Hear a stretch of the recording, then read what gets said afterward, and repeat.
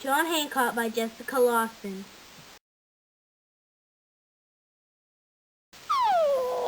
John Hancock was born in Braintree, Massachusetts, January 12, 1736. John loved to play with a yo-yo and liked bubble blowing and dancing. John liked music too.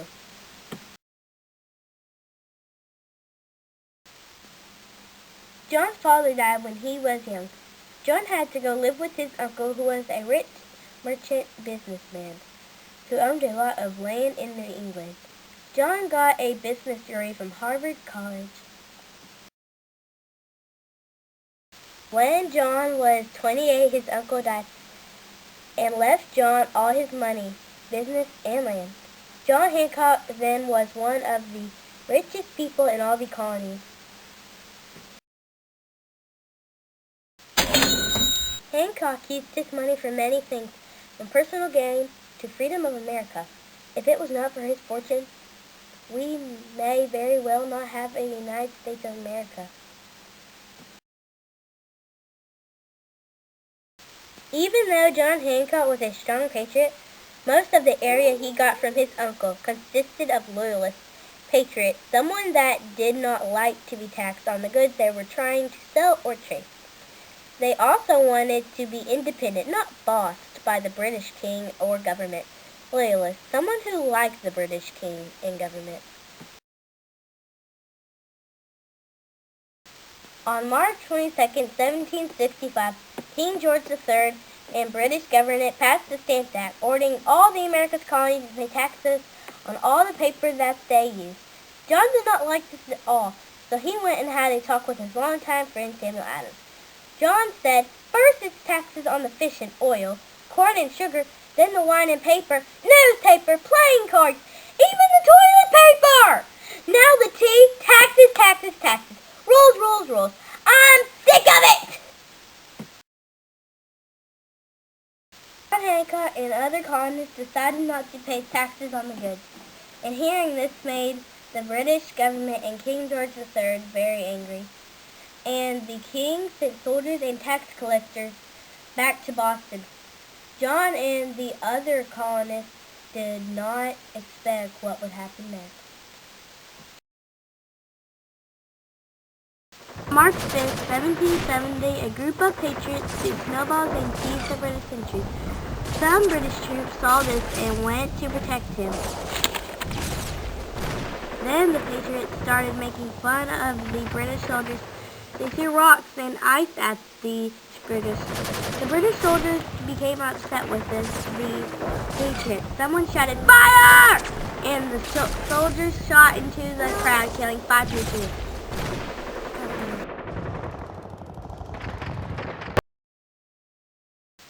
Shortly after, John and Samuel Adams with 80 other colonists dressed as Indians and went aboard British ships and dumped all the tea in the water.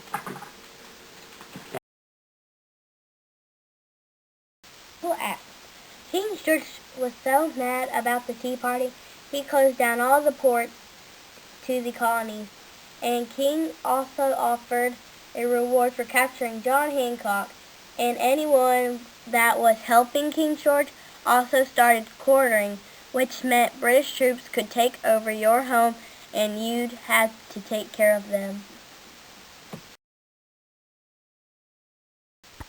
John Hancock and Samuel Adams then headed to Lexington and Concord, where a meeting of representatives from all 13 colonies was meeting in September 1774.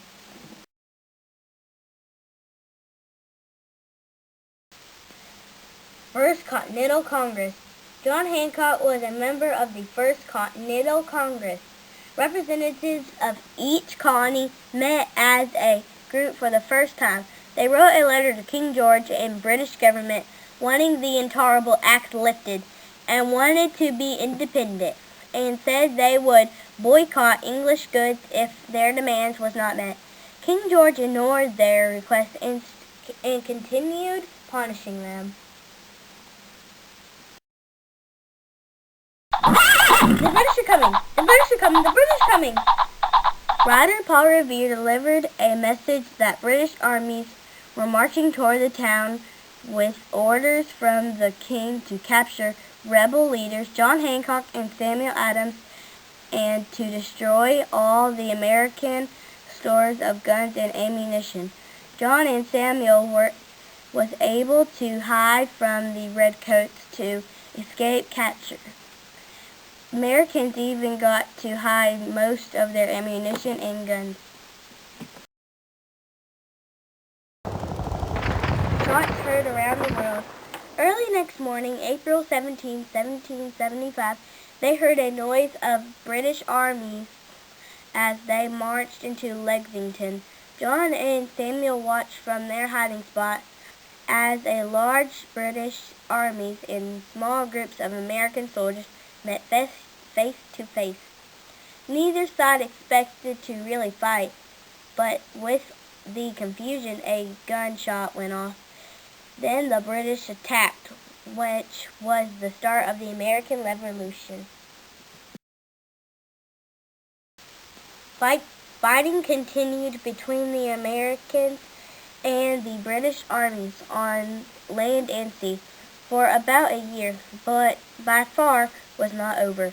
America's first victory battle in the Green Mountains of Virginia, where the Green Mountain Boys put a spanking on the British. Battle of Bunker Hill, bad loss for the Americans. John Hancock was in charge of leading 6,000 men into Battle of Newport, where he was unsuccessful and ended his military career, but not his political career.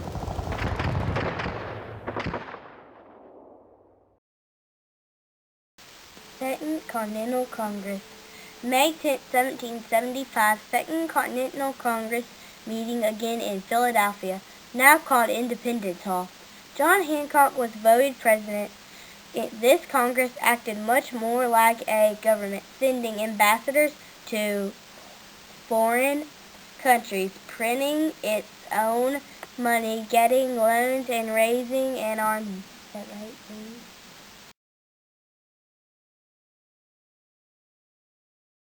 John Hancock stayed as the president of the Second Continental Congress for 2 years, where he helped make many great decisions that affect how we live and things we say and do today. This Congress is where they settled on the bald eagle as the American symbol. The flag with stars and stripes was accepted as the American flag. The country would be called the United States of America. The Congress declared independence from Great Britain and wrote the Declaration of Independence. John Hancock's signature is still remembered by people saying, "Sign your John Hancock," meaning sign your name. The battle between the American and British lasted 8 long years.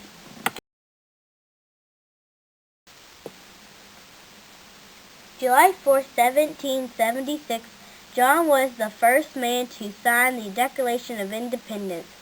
He wrote his name to Vegas so King George III would be able to read it without his glasses. "Let him double his reward," John said. The Declaration of Independence is why we celebrate today.